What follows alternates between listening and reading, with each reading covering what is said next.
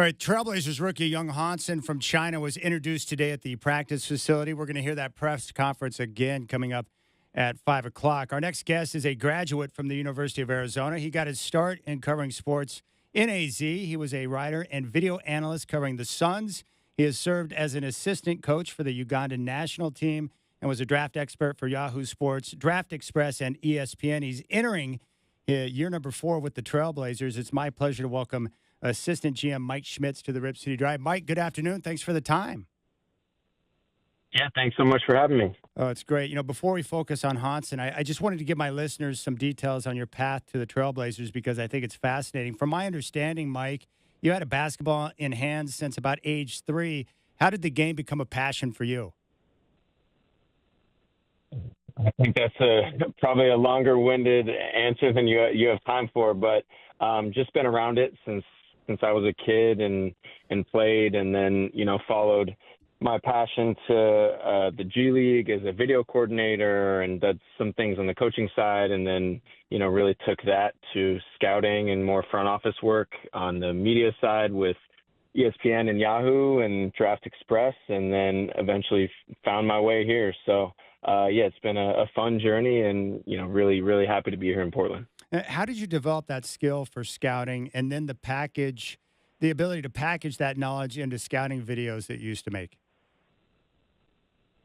Yeah, I think it's just a lot of reps, a lot of watching games and breaking down film and really learning from people who, are much smarter than myself, being able to, travel to different gyms all over the world, whether it be Europe or Africa or Asia. And, when I was younger in the business, being able to pick the brains of, longstanding GMs and executives and, sit in on different war rooms and just get a sense for, how a lot of the brightest minds saw the game. And, that really allowed me to, then eventually put that to good use and all the things that I learned. And so I'm very blessed to, have spent a lot of time around a lot of really smart people. And, now with the Blazers, obviously having so many brilliant minds in our war room and our organization, it's been a lot of fun.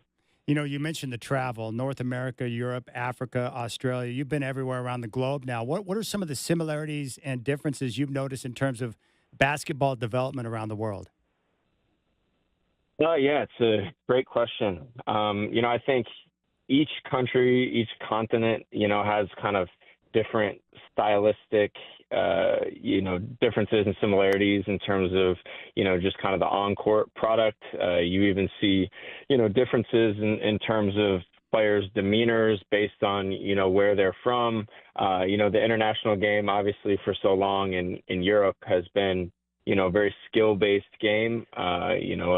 Shooting is a premium, basketball IQ is a premium, ball movement, people movement, all a premium. And so I think you've seen that trickle into the NBA game a little more. And then, really in different countries as well, like being able to see the development of basketball, on the continent in Africa and the development of basketball in Asia.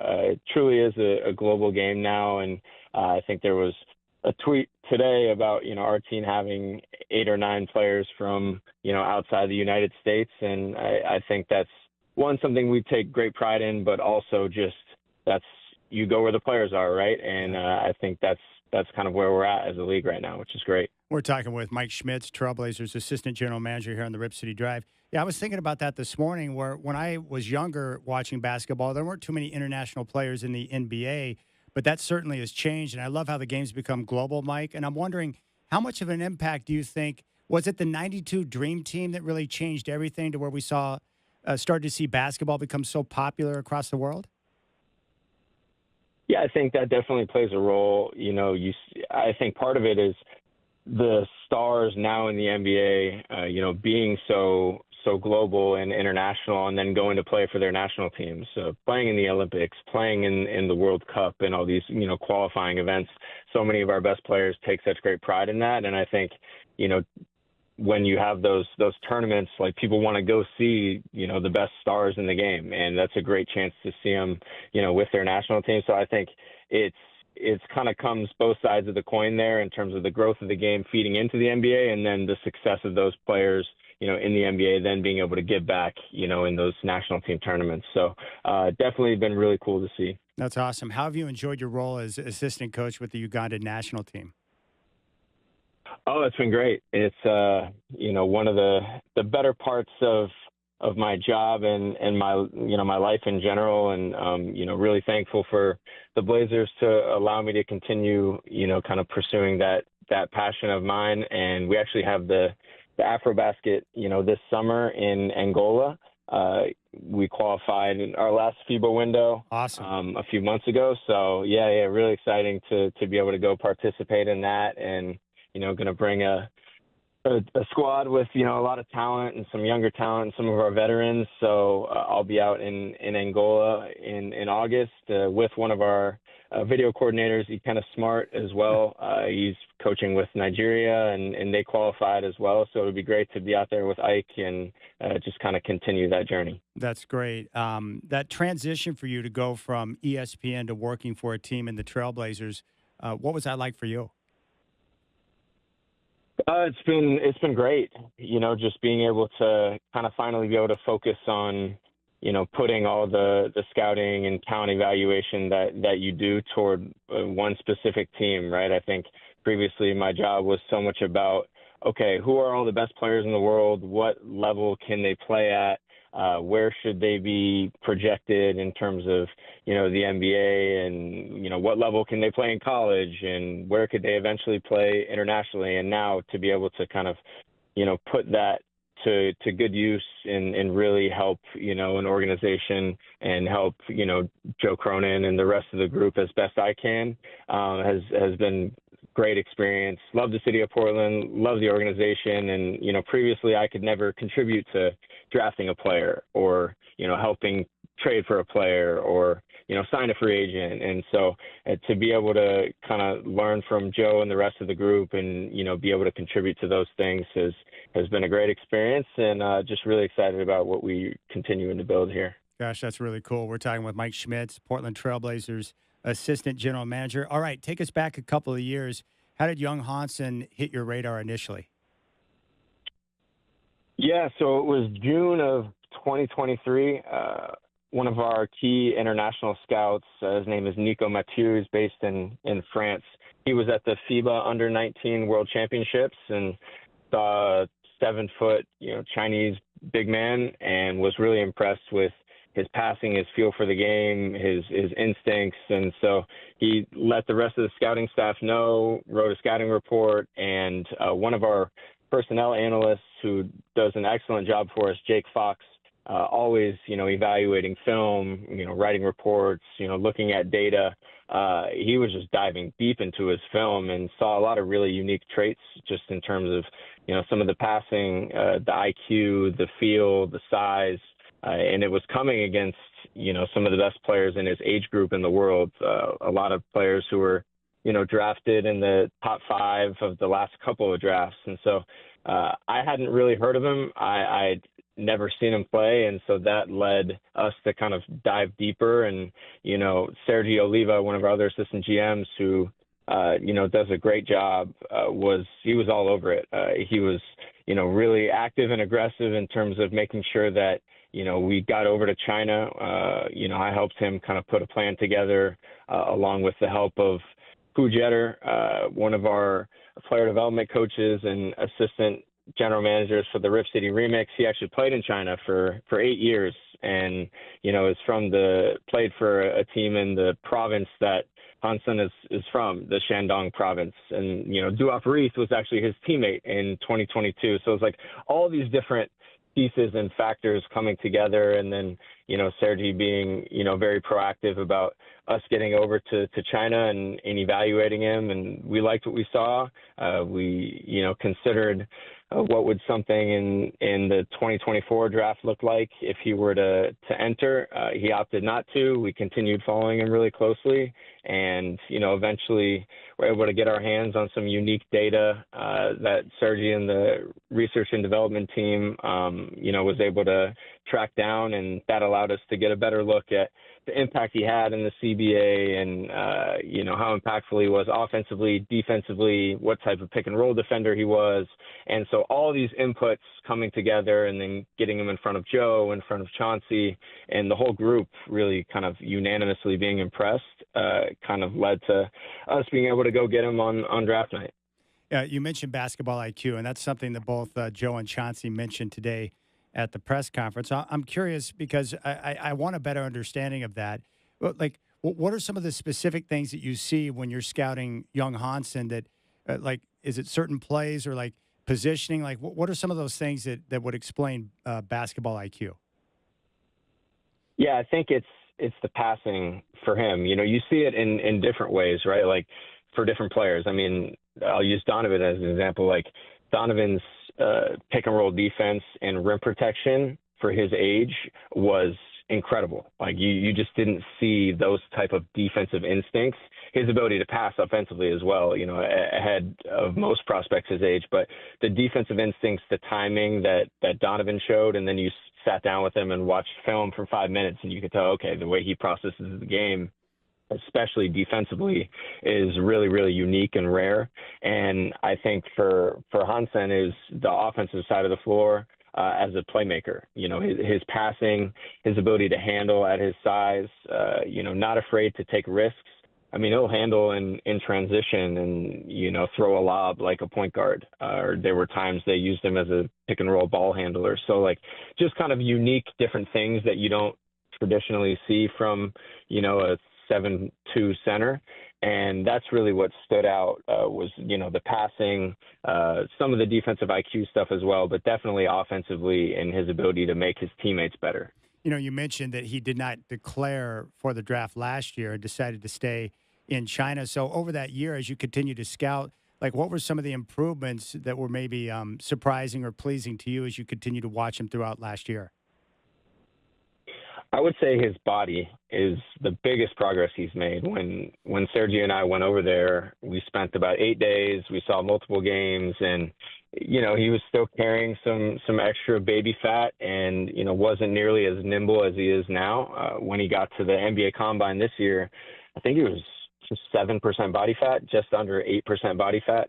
Our health and performance team, when we brought him in, was really, really impressed with just kind of his movement patterns and, his ability to kind of change speeds and change direction. And for a player his size, just was very unique. And so I think he's done a tremendous job, with his frame, with his body, with his agility, and then just continuing to get even better at the things, he was already great at as a young prospect. So definitely saw some impressive development, and then also just being able to see it, along with the rest of the league at the combine, being able to see it in our building in a workout.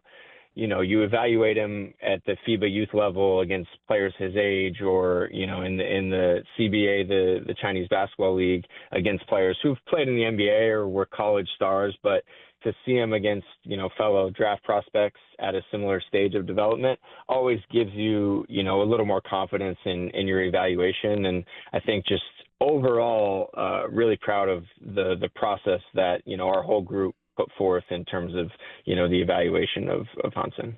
Hey, Mike, how difficult is it to look at a tantalizing prospect like young Hansen and then being able to know how his game, especially when they play overseas, will translate to the NBA game? Yeah, you don't fully ever know, right? I think if we all knew 100%, then, we would all be GMs in the NBA, right? And, Yes. and executives of the year. And they always say you want to take all these inputs, and scouting is inexact. It's an inexact science. That's the phrase that you hear. But I think you just want to be really solid in your process with all prospects. This one is maybe a little more unique just because it's not quite as easy to access, playing over in China. But I think that's the key to feeling firm about your evaluation is, being able to see them for multiple years in different settings. And I think that's an approach that's, helped with previous prospects in the past, like being able to see, Denny play at the, under 16 European championships, the under 18 European championships, the under 20 European championships, and then going to watch him with Maccabi Tel Aviv, and then going to watch him in the EuroLeague and the Israeli League, like getting all these different inputs and seeing them in different evaluation settings at different points of their life, I think allows you to build confidence in the scouting that you're doing. And then you add in, the analytics piece. Like I said, like our research and development team did a incredible job, gathering all of that data and really being able to evaluate and quantify his impact. And so once you put all those things together, sit down, spend time with him, meet him, do your intel calls, talk to his teammates, his coaches. You just want to put all those things together. And the more inputs that you have, I think the more confident you can feel about your evaluation. Boy, I really appreciate that answer and the insight. Chauncey Billups said something today that I think you're probably, more than qualified to speak to. It was brought up, the concern about the language barrier. And Chauncey said that, basketball is like a universal language. Well, you've been all around the world, and so you've seen these type of challenges before. Would you agree with that assessment that basketball is a universal language? And what have you seen in terms of, players trying to learn a second language and that process of developing as a player when they're trying to overcome that? Yeah, I love the way, Chauncey put that earlier. I think the moment you get out on the floor and are able to, play with freedom and cohesion, and the way he plays, he's very unselfish. He celebrates the success of others like a lot of our players do. And so I think once he gets, between the lines in a game setting, some of those concerns will probably dissipate a little bit. I think it's more about, you have film sessions, you have team meetings, you have preparation, all those things. And I think, continuing to improve his English is going to be paramount, for those type of settings. But I think once you get between the lines and, his ability to connect with people is something that's been really impressive. If you've seen, I don't know if you all have met him yet, but if you've seen some of the videos and things like that, like he's very outgoing. He has a big personality. He's smiley. He's plays with this joy, and I think his style of play will allow him to connect with his teammates and his coaches rather quickly. But I think from a preparation standpoint, from a feedback standpoint, so much of the NBA is you have a walkthrough and, you're going through scouting reports and how are we going to guard pick and roll and how are we going to guard this guy? And then the next day it's, all right, here's a sit down with your coach. We're going through film on, what you did well, what you need to improve. And so I think it's really for all those moments where, there's going to be a little bit of a learning area, but, I wouldn't put any limits on his ability to improve rapidly just because that's something he's done, on the court every time we've seen him. So I do definitely agree with Chauncey about just the fact that once he's on the floor and it's this global game where, the ball is moving and there's so many nonverbal communicating keys and all these things, like I think he'll be fine at that point, especially with the style that he plays. Yeah, it's great. Once he said that and hearing you explain it, it makes perfect sense to me. I've just got a couple more questions for you. Look, I'm not a part of your front office, but from the outside looking in, what I'm most excited about is it appears that you guys, you and Joe and the rest of your team have great synergy amongst the staff and the way you work together. Joe mentioned on after the draft that the teamwork that was involved in being able to locate and draft a player like Hansen. You just talked about that, but can you speak to the synergy and the way that you guys are able to work together and how that's led to the successes you've had thus far?